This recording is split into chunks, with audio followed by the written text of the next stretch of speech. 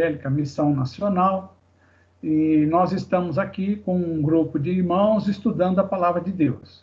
Hoje, nosso assunto é a história de Israel. Vamos falar sobre o líder Josué. Na nossa lição de número 8, tópico 2, Aliança Renovada. Depois vamos falar sobre o tópico 3, a história continua e a conclusão desta lição de hoje. Vou passar os slides para que os irmãos possam acompanhar.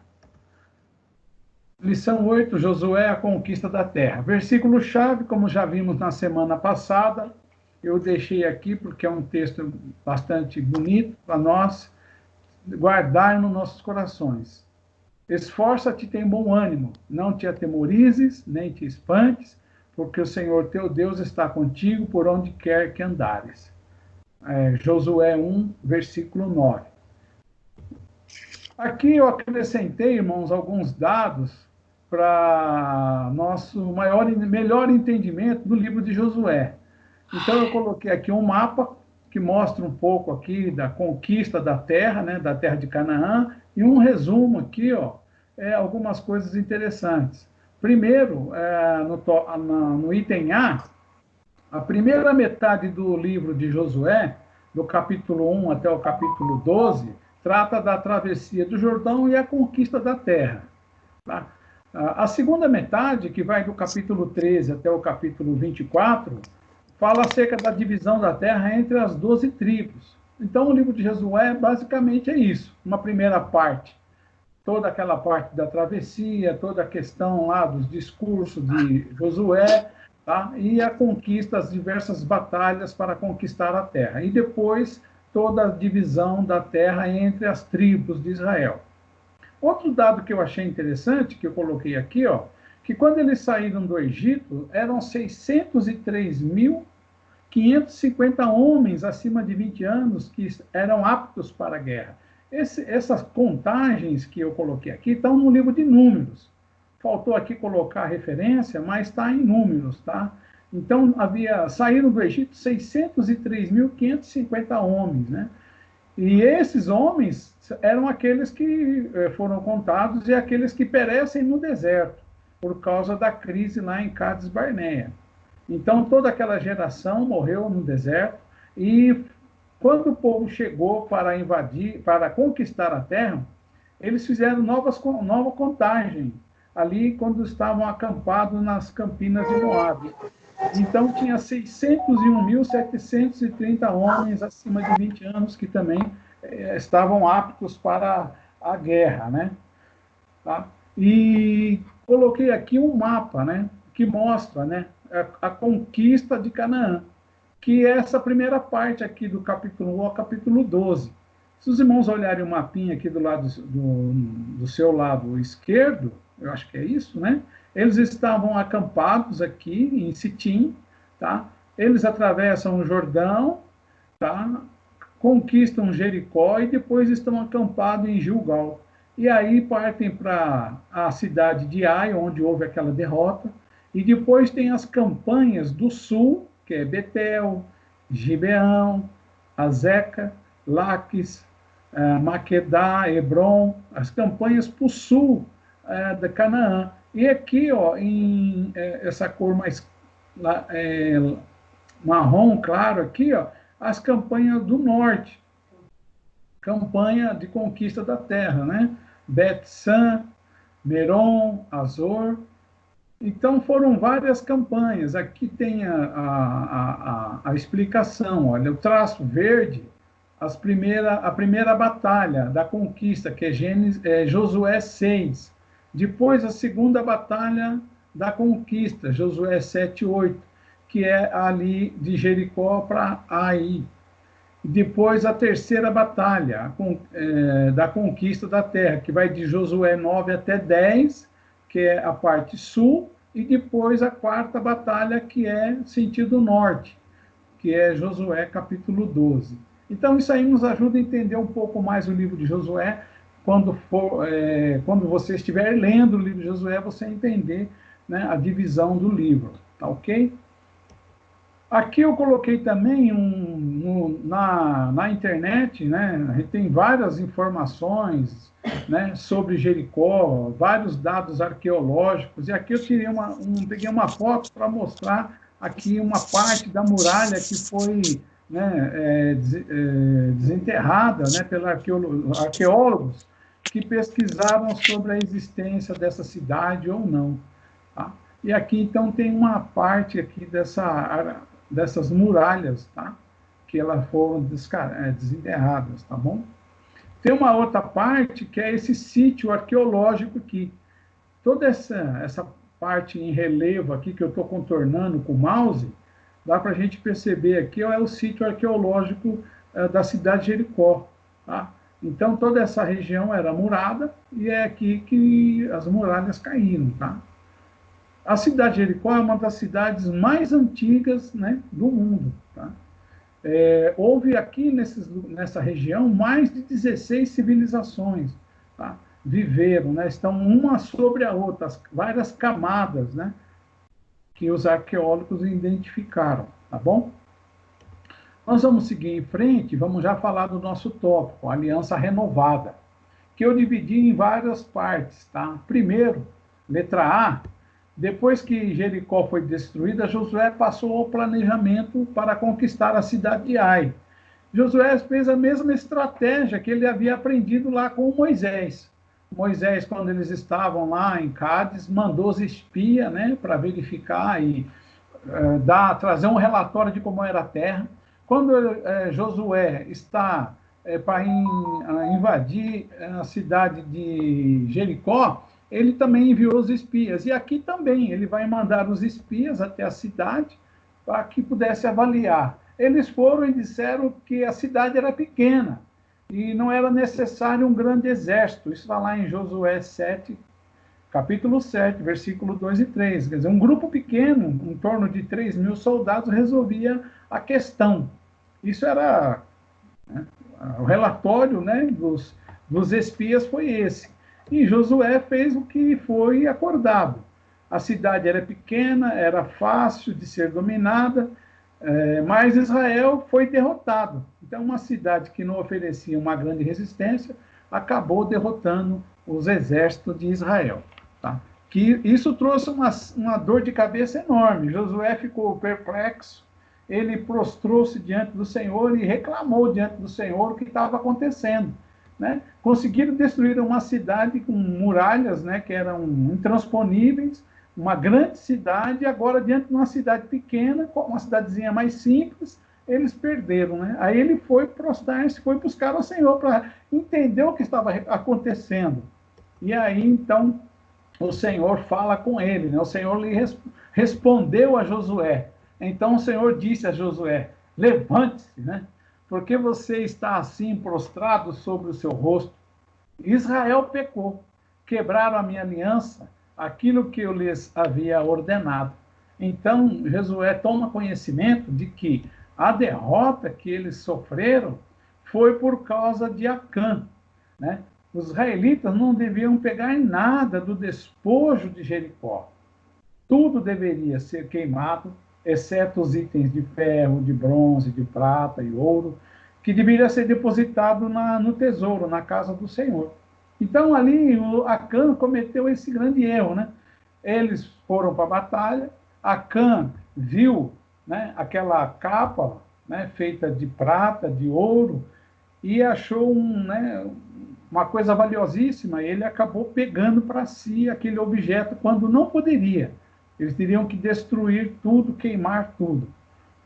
Então, por causa desse equívoco, Israel perdeu a batalha. Então, perderam por causa de Acã, que descumpriu a ordem de Deus e pegou aquela capa maravilhosa e escondeu na sua tenda. Na letra H, né, Deus não daria vitória a um povo desobediente. Então, Deus estava com o seu povo, mas havia regras, condições que foram estabelecidas. O povo deveria obedecer às ordens de Deus. Eles não podiam desobedecer. E aí que aconteceu? Acã desobedeceu e as consequências vieram para todo o povo de Israel. todo o povo sofreu essa situação. Como que isso foi resolvido? Através do lançamento de sorte, né? Acã foi descoberto. Eu fico imaginando Acã no meio daquela multidão, né? Quietinho, tentando se esconder no meio daquela situação, porque ele não se revelou, né? Somente quando foi lançada a sorte, para que se identificasse o que estava acontecendo, quem tinha feito aquilo, né? Começou então a coisa a ficar mais estreita, né? Identificou qual era a tribo, depois qual era a família, né? E foi fechando até chegar em Acã. Eu fico imaginando, né, essa situação, a coisa foi apertando. E não tinha para onde correr, não tinha como inventar uma história, não tinha como mentir, porque a sorte estava sendo lançada e tudo caminhava na direção dele. E aí ele ficou,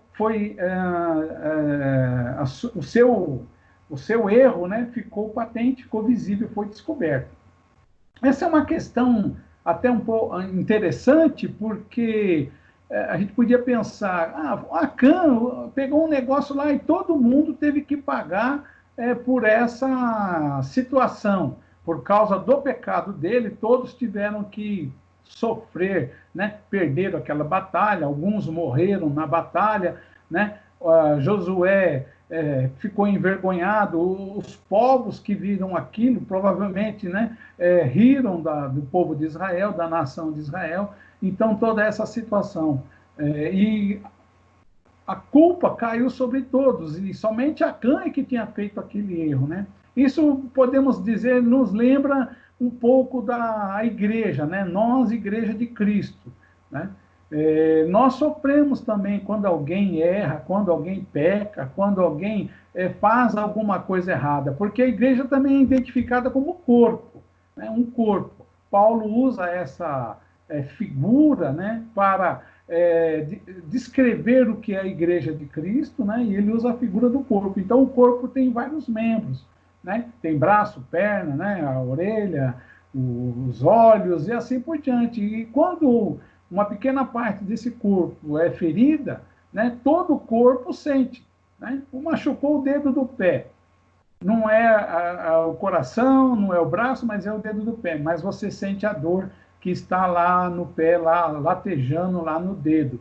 Então, a igreja como o corpo de Cristo parece, há uma certa semelhança, né? Há uma certa, como dizer aqui, tem um termo que agora me fugiu, né? Uma certa, deixa eu pegar o meu livro aqui, solidariedade, né? Entre nós, tá? Entre nós, assim como havia esse compromisso, essa solidariedade entre os israelitas, né? Há também essa solidariedade entre nós como cristãos. Quando alguém erra, faz alguma coisa errada, todos nós sentimos, né? Sentimos o peso daquilo que aconteceu com aquele irmão ou com alguma pessoa que faz parte da igreja, né? Aquilo nos entristece. Então, Acã foi identificado, né? E sua família, os seus bens, tudo foram destruídos. Né? Não teve, assim, uma ação de misericórdia, né? Ele foi desobediente e ele tinha que ser punido. E a punição foi a destruição de tudo, dele, da sua família, dos seus bens, porque essa era a ordem, era o que estava estabelecido, e não poderiam sair disso. Tá? Eles tinham que obedecer a Deus, e a desobediência traria as suas consequências. Tá? Indo aqui, a letra K, depois disso, resolvido esse problema da desobediência de Acã, Israel novamente vai atacar a cidade e eles conseguem destruir a cidade de Ai. Tá? Após a conquista da cidade, Josué levou o povo a Siquém, tá? Que é uma das cidades que fica perto ali, e dividiu as tribos entre o Monte Ebal e o Monte Gerizim, para renovar a sua lealdade. Eu coloquei os textos aqui, que vai ficar mais fácil para a gente entender. Esse texto que está aqui é de Deuteronômio 11, 29, que nos diz assim, ó: quando o Senhor, o Deus de vocês, os tiver levado para a terra da qual tomarão posse, vocês pronunciarão a bênção sobre o monte Gerizim e a maldição sobre o monte Ebal. Então, essa passagem de Deuteronômio 11 é uma fala de Moisés. E Moisés já está dizendo para eles que, quando chegassem lá, iriam dividir o povo, colocar o povo sobre cada um desses montes, porque um ficava em frente ao outro e forma-se um vale, né? E o vale onde tem a cidade de Siquém, e lá iria novamente ser pronunciada as bênçãos e as maldições, conforme está lá em Deuteronômio, capítulo 28, que eu já citei para os irmãos. Tá? E aí Josué pronuncia aquelas palavras de Deuteronômio 28 para o povo. E aí o texto de Josué 8,35 nos diz assim, que não houve uma só palavra de tudo que Moisés havia ordenado que Josué não lesse para toda a congregação de Israel e para as mulheres, as crianças e os estrangeiros que viviam no meio deles. Então, todos ouviram, né? Todos, as crianças, as mulheres, os estrangeiros, todos ouviram aquelas palavras que foram pronunciadas lá atrás por Moisés, que está em Deuteronômio 28, e aquelas foram novamente pronunciadas agora por Josué, para que o povo tivesse conhecimento, clareza, soubesse, né, no que eles estão envolvidos, né, qual é a implicação do acordo, da aliança que eles fizeram com Deus, para que o povo não praticasse mais nenhuma falha, não errasse, como acabara de acontecer com o pecado de Acã,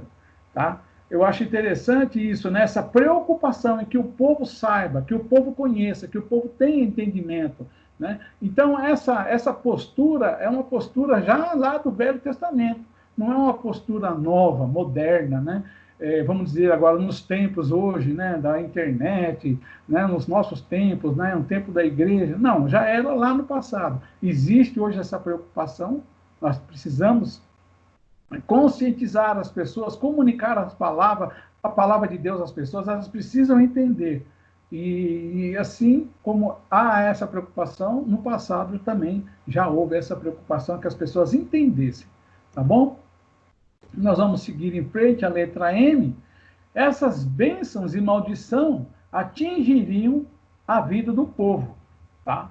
Estaria diretamente ligado à vida do povo, às suas famílias, a sua prosperidade e a sua defesa. Tá? Se eles obedecessem, a sua família seria abençoada, né? Haveria colheita, haveria fartura, né? A sua casa seria abençoada, os seus filhos seriam abençoados, né? Os seus animais seriam abençoados, haveria prosperidade, Deus iria guardá-los de todos os seus inimigos, né, de todos aqueles que se levantassem contra eles, e tudo isso está lá em Deuteronômio 28. Tá? Agora, se eles desobedecessem, haveria de vir sobre eles o castigo de Deus. Então, essa é a situação, essa é a condição, e essa aliança foi renovada ali com Josué, quando ele falou com o povo lá no Monte Ebal e no Monte Gerezim. Tá? Nós vamos em frente. Aqui tem o texto para nós, a história de Israel para hoje, que nos diz o quê? Que Josué cuidou da palavra de Deus para que fosse ouvida claramente por todas as faixas etárias e pelos estrangeiros que participavam do culto de Israel, quer dizer, que caminhavam com Israel, tinham aceitado a fé, né, de Israel. Então, todos tinham que entender, tinham que ouvir e compreender, tá bom? A minha pergunta, e que eu estou colocando aí na tela para vocês verem, né, e que eu quero que vocês participem, tá? Diz que qual é a atitude da vida cristã que pode renovar nossa aliança com Deus. Eu vou sair um pouquinho desse compartilhamento para poder ter acesso a vocês e a gente ouvir as vossas opiniões. Vocês anotaram? Tá? Qual é a atitude da vida cristã que pode renovar a nossa aliança com Deus? Tá? Estamos pegando um exemplo lá do passado, né? Do que aconteceu com Israel, tá? Para trazer para o contexto nosso da igreja. O que os irmãos acham? Que atitude que nós podemos ter, tá, que possa trazer renovação em nossas vidas? Gostaria de ouvir alguns irmãos. Abre o seu microfone, né? Quem quiser compartilhar. O Davi. Pastor, vou falar. Assim, passando meu ponto de vista, acho que uma das principais é obediência. Resolver escolher obedecer a Deus, e eu creio que dessa forma renova essa aliança com Ele. Ter uma vida de obediência. Uma vida de obediência. Ok, eu também concordo. Acho que nós como cristãos que vivemos debaixo da graça, não quer dizer que nós não temos que obedecer. Temos que obedecer, sim, obedecer a Deus, né? Aos seus mandamentos, né? Quem mais? Alguém mais quer falar? Então, Gabarrão, eu acho que o princípio de renovar é tornar novo algo que já ficou velho. Ou vamos dizer assim, de repente um erro de conduta, às vezes um desvio de conduta, vamos dizer assim, ou às vezes a gente precisa repensar alguma atitude, às vezes a gente se acomodou com alguma situação, deixou de exercer aquilo que Deus mandou, ou os mandamentos de Deus, ou aquilo que é o ID do Senhor. Então, acho que o renovar é isso, é você parar, fazer uma análise e falar, bom, eu preciso mudar esse ponto aqui espiritualmente, eu preciso voltar a fazer algo que eu fazia no passado, que era o meu chamado, deixei de fazer. Então, acho que isso faz parte do renovar, né? Certo. Mas, assim, eu estou procurando uma palavra, né? Eu entendi o que você disse, né? De renovar, você poder refazer ou restaurar aquilo que foi corrompido, aquilo que foi destruído, né? Mas uma palavra que eu pensei, o que o Davi disse, a desobediência, está correto, né? Nós temos que ser obedientes. Se a gente não for obediente, a gente pode ter problemas, né? Trazer consequências para a nossa vida cristã, né? Eu queria que Talvez o mais alguém falasse. compromisso? Hã? Talvez o compromisso com Deus? Também, né? Obediência, compromisso, né? Pastor, Oi, eu posso falar? pode. Eu pensei como Davi, né, na questão da obediência, e uma outra palavra que me ocorreu é dependência, porque quando eles vão lutar contra a cidade, quando eles, vamos mandar pouca gente, porque lá é pequeno, a gente vai dominar. Eles estavam pensando na sua própria força, eles não estavam na dependência de Deus.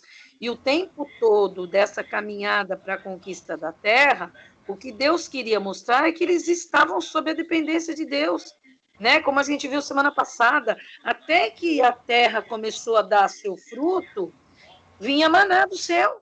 Quando a terra começou a produzir alimento, cessou o maná. Ou seja, eles estavam na dependência de Deus para o alimento, para ser mantido. Então, acho que também essa talvez, sei lá, o pastor quer uma palavra, mas eu acho que um conjunto de palavras também dá para explicar. Dependência, né? Você tem uma aliança com alguém quando você depende daquele alguém. Se a gente pensar na questão de Deus, a gente tem essa aliança com Deus, nós dependemos dele, né? Então Deus quer essa total dependência. Ok.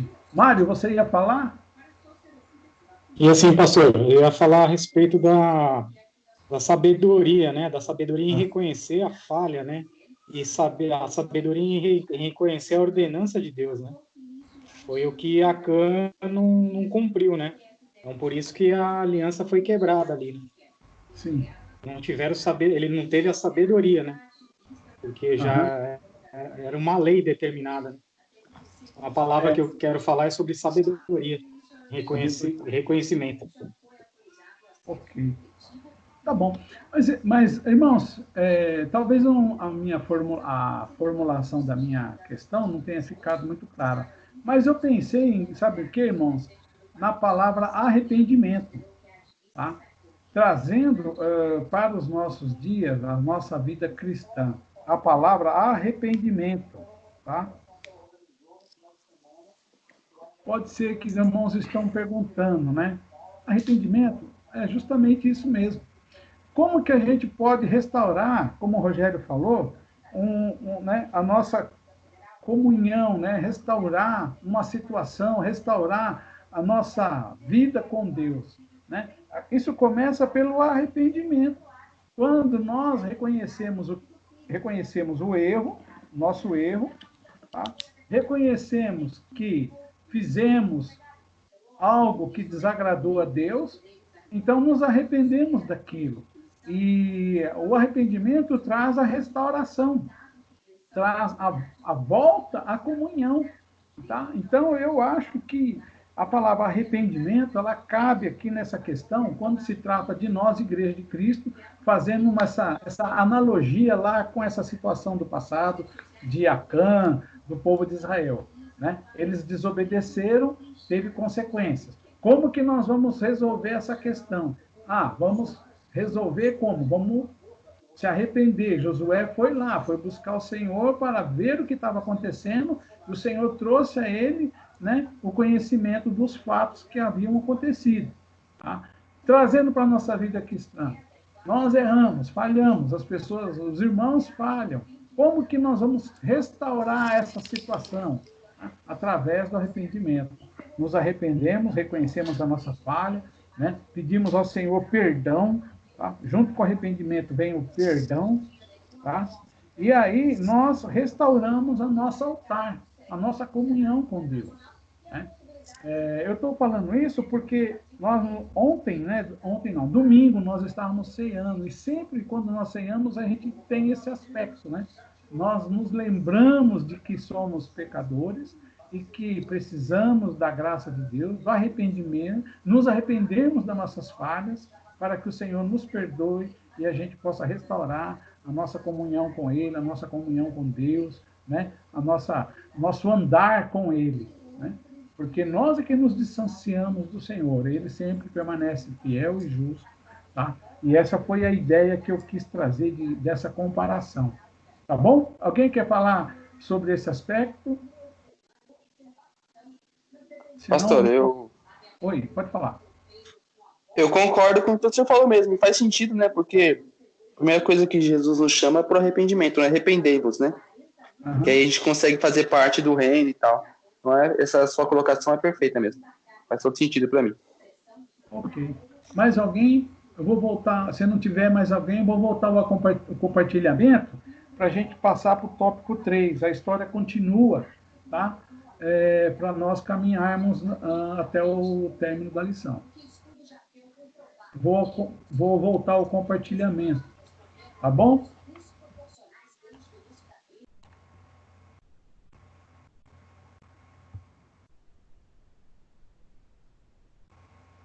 Vamos aqui. A história continua, tópico 3, tá? Então, primeiro, o pacto com os Gibeonitas, tá?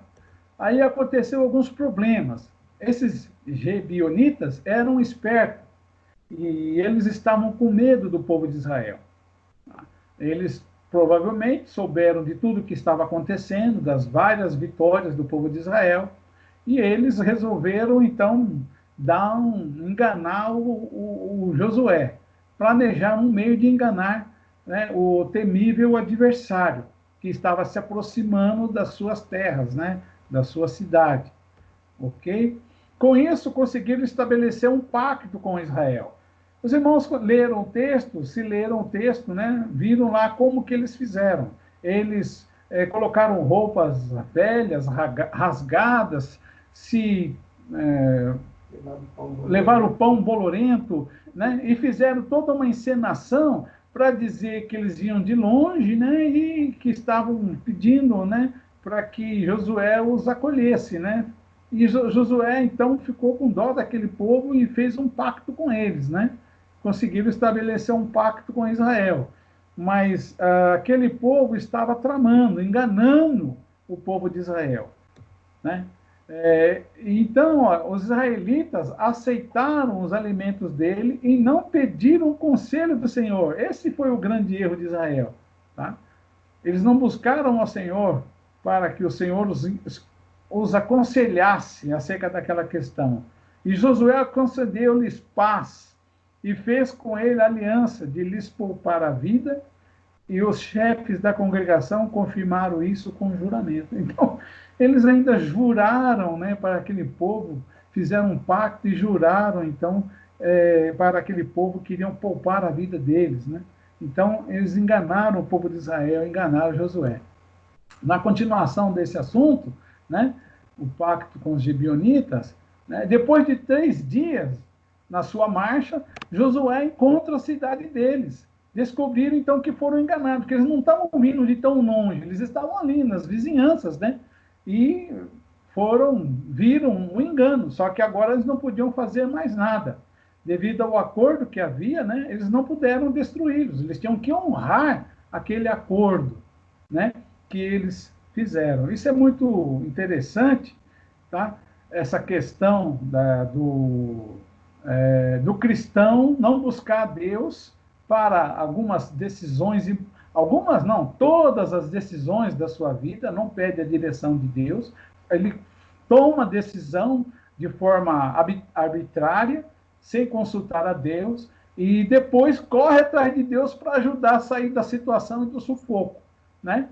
Porque nós somos bem assim, né? Bem desta forma, né? Nós fazemos as coisas, vamos em frente, não pedimos a orientação de Deus, e depois as coisas dão errado, aí voltamos a correr atrás, né, de Deus, atrás do prejuízo, como diz o ditado, para ver se Deus pode nos ajudar a sair daquela situação. Então, essa situação foi bem isso aqui, né, que aconteceu. Eles fizeram um acordo e agora não podiam ser destruídos. E ainda tiveram que ajudá-los por causa da invasão, né, que houve uma coalizão de reis, né, reis amorreus, que se reuniram para destruir os gibeonitas, e aí Israel teve que sair em socorro desse povo, porque eles estavam prestes a ser destruídos, né? E nessa batalha foi onde aconteceu aquele milagre extraordinário, que o dia foi prolongado para que Israel pudesse aniquilar todos aqueles reis, aqueles inimigos. Isso está em Josué, capítulo 10, do versículo 12 até o 14. Né? O capítulo 10 tem toda a história acerca desses acontecimentos. Tá?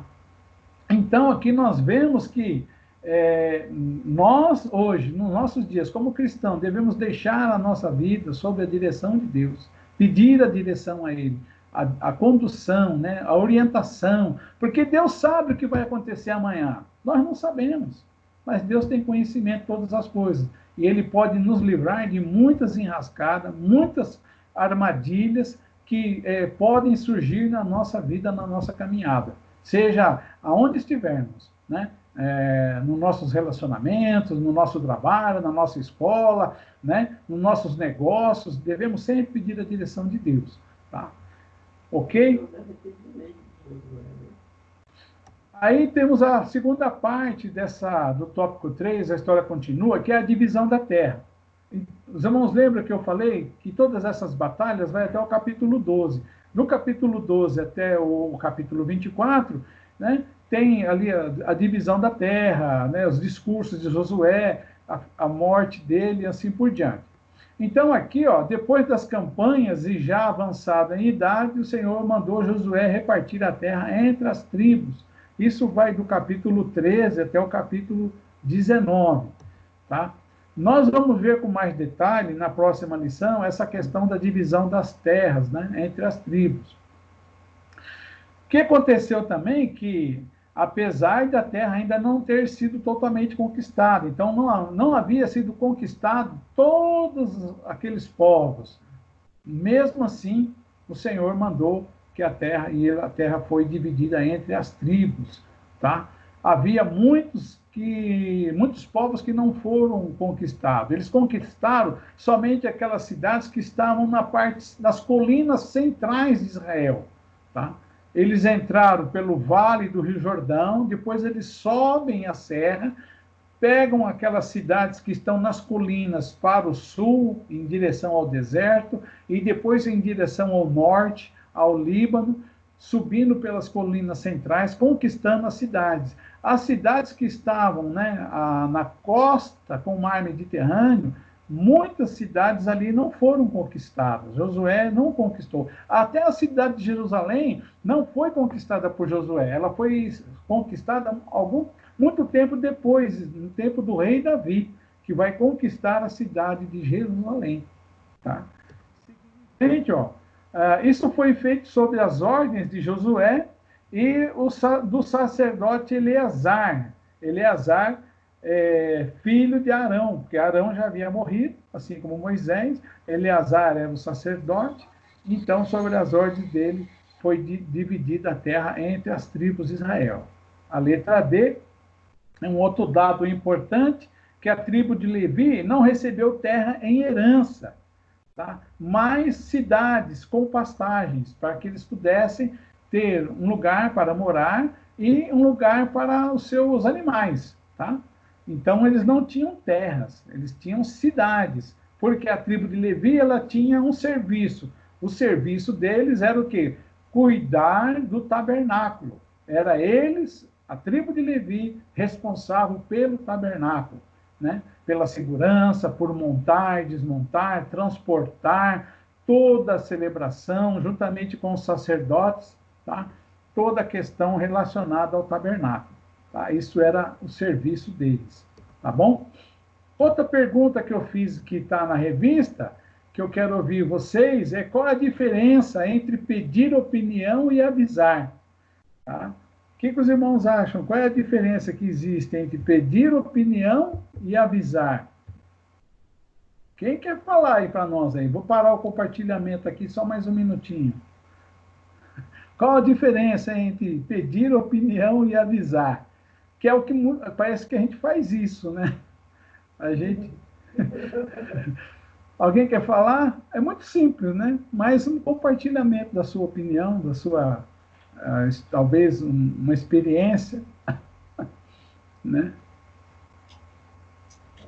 Pastor, para mim, quando você pede para alguém uma opinião, ou seja, você está demonstrando que a importância da pessoa opinar sobre a decisão que você vai tomar. Quando você avisa, é algo que você já cumpriu, que você já decidiu, que você só está dando um anúncio, estou fazendo tal coisa. Sua opinião não serve para mim, só estou te avisando que eu estou fazendo.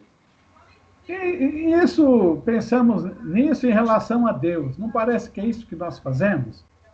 Né? A gente, toma decisão e depois, Senhor, já fiz, estou só te avisando, agora me ajuda, me guarda, né, me protege, né, faz o dinheiro multiplicar, porque eu gastei mais do que devia, né? Agora me ajuda a resolver o problema. Não é bem assim que nós fazemos?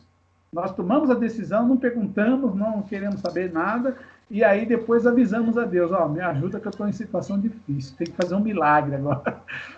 Deus tem que fazer um Estourou milagre. o cartão, né? Estourou o cartão, agora pede ajuda para Deus para pagar, né? Faz um milagre. Se levantou. Hã? O inimigo se levantou. Aí vira o inimigo, né? Aí o diabo está me tentando, uma série de coisas que a gente usa para esconder as nossas atitudes erradas, nossas atitudes equivocadas, né? Porque eu acho que antes da gente fazer alguma coisa errada, o Espírito Santo fala conosco em nossa vida e nós temos também o conhecimento da palavra, né? Nós estamos hoje aqui falando conhecimento da palavra. Estamos tomando ciência de que é muito melhor consultar a Deus, pedir direção a Ele, do que fazer as coisas e depois ter que correr atrás do prejuízo, porque as coisas deram erradas, né? Conhecimento. Mas nós somos bem assim, nós tomamos as decisões e depois vamos atrás do Senhor para ver se Ele ajuda a gente a resolver a situação, né?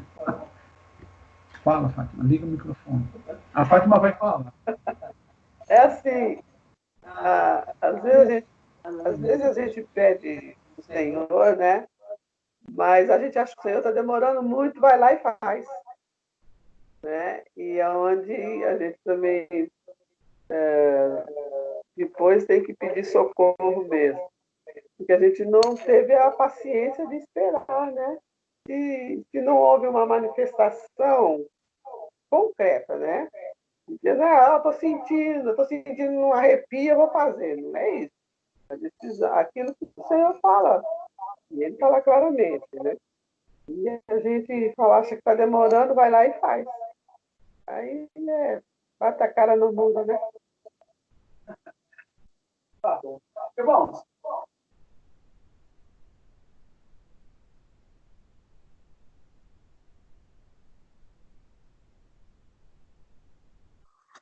Não dá para ouvir, pastor. Oh.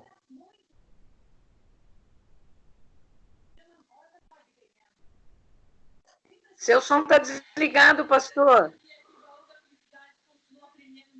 O seu microfone está desligado.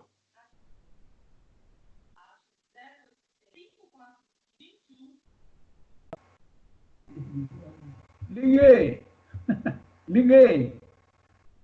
Josué quase sempre consultou a Deus antes de tomar uma decisão, mas aqui com os gibeonitas ele falhou, fez pacto com quem não devia. Temos duas lições aqui, né, que podemos aprender com esse fato.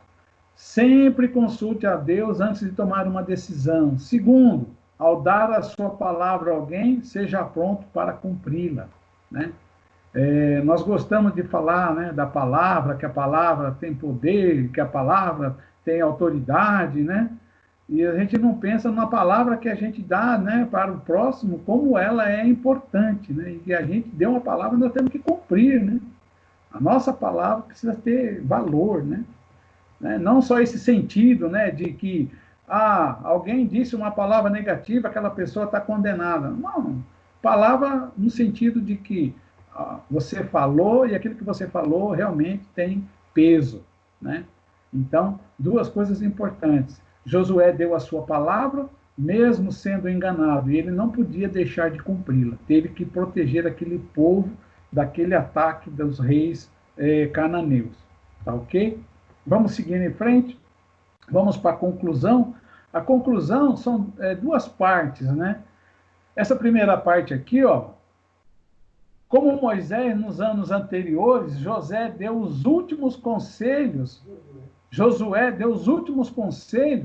e advertências ao povo que ele liderou. Ele fez igual Moisés. Moisés também teve essa preocupação de, nos últimos instantes da sua vida, dar uma orientação ao povo, para que o povo pudesse caminhar seguro, firme. Josué vai agir da mesma forma.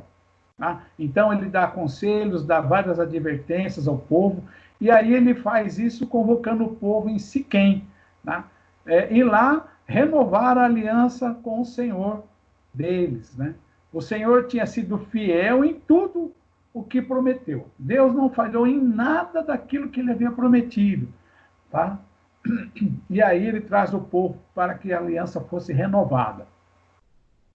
Eis que hoje sigo pelo caminho de todos os mortais. Quer dizer, ele estava nos seus últimos dias. E vocês sabem de todo o coração e de toda a alma que nenhuma só promessa falhou de todas as boas palavras que o Senhor, seu Deus, lhes falou. Todas se cumpriram, nenhuma delas falhou. Está lá em Josué 23, 14, 15, né? Ele se despedindo do povo e dando orientações. A segunda parte, se Israel fosse infiel, cultuando a outros deuses, eles seriam lançados fora da sua herança. Tá? Então, Josué relembrou os compromissos que eles tinham com o Senhor, e que, se eles desobedecessem, o castigo haveria de vir sobre eles, ao ponto deles serem tirados, né, da posse da terra, né? Aquela herança ser tomada deles. E isso, de fato, aconteceu, né? Muitos anos lá à frente, né, isso vai acontecer. As tribos, né, do norte serão destruídas e depois Judá será levado cativo para a Babilônia por causa do quê? Do pecado do povo e da desobediência. Foram as consequências da sua infidelidade. Tá? Então, o povo acabou perdendo a posse da terra. Por fim, Josué terminou com um desafio e um testemunho. E aí está aqui os textos, né? Josué 24, versículos 14 e 15. Agora, pois, temam o Senhor e o sirvam com integridade e com fidelidade, né? Eu acho que o desafio a que está se referindo aqui a nossa revista é esse: joguem fora os deuses que os pais de vocês serviram do outro lado do Eufrates e no Egito e sirvam ao Senhor. Olha que interessante, ele faz referência ao Eufrates, que é lá na Babilônia, que ainda tinha pessoas que estavam trazendo os deuses de lá, mesmo depois de tantos anos, né? De Abraão e do cativeiro lá no escravidão no Egito, ainda havia possibilidade de pessoas que estavam ainda carregando esses deuses. Então, que eles jogassem fora, né? Lançou esse desafio. Mas, se vocês não quiserem servir ao Senhor, escolham hoje a quem vão servir. Se os deuses a quem os pais de vocês serviram, do outro lado do Eufrates, ou aos deuses dos amorreus em cuja terra vocês estão morando. Eu e minha casa serviremos ao Senhor. Né? O testemunho, né? Eu e minha casa serviremos ao Senhor. Então, é muito interessante essa questão, o desafio para uma vida de obediência e o testemunho. O povo tinha o poder nas mãos de decidir o que fazer, né? Deus não impõe, né? Deus nos dá opções. Vivemos debaixo, né, da misericórdia de Deus, debaixo da graça de Deus. Podemos viver sob essa condição. Ou, se não quisermos, podemos não fazê-lo, né? Viver a nossa vida, tocar a nossa vida do jeito que bem quisermos, né? Agora, tudo tem as suas consequências, né? Se estamos debaixo da graça, debaixo da proteção, debaixo da misericórdia de Deus, certamente Deus vai nos abençoar, vai nos guardar, vai nos livrar, vai fazer com que a nossa vida seja próspera. Agora, se nós estamos fora, porque escolhemos e nós temos a opção de escolher, né? Nós vamos sofrer todas as consequências de estarmos fora dessa proteção, fora da graça. Saímos debaixo da misericórdia de Deus, estamos sob a sujeição do mal. Então, o povo ficou com esse desafio e esse testemunho de Josué, né, de servir ao Senhor. Tá bom? Essa é uma boa referência, alusão para nós pensarmos, né, na nossa vida. Refletirmos sobre a nossa vida, né? Para onde que nós vamos, para onde caminhamos, para onde vou conduzir a minha vida, né? Eu vou conduzir a minha vida em obediência ao Senhor, né? Mesmo tendo dúvidas, incertezas no meu coração, né? Mesmo às vezes me defrontando com dificuldades de ordem pessoal, mas se essa é a questão ou essa é a situação, com certeza Deus está ao seu lado para lhe ajudar, né? E nós também temos uma igreja que está ao nosso lado, né? Pessoas para nos ajudar, nos orientar, nos aconselhar, nos dar orientação. Temos a palavra de Deus para isso, né? Se nós não estivermos debaixo dessa graça, nós estamos à mercê do inimigo, debaixo da sujeição dele, debaixo do mal, né? Jesus mesmo disse que a finalidade dele é o quê? É matar, roubar e destruir. E o propósito de Deus é o quê? Nos dar vida em Cristo Jesus. Tá? Então, para mim, essa lição nos traz essa reflexão, né? Faz-nos pensar nesse testemunho de Josué e nós refletirmos sobre a nossa caminhada com Deus. Amém? Que Deus nos abençoe, Deus nos ajude, Deus nos dê graça para viver os dias que Ele nos concede nesta vida. Amém? Amém.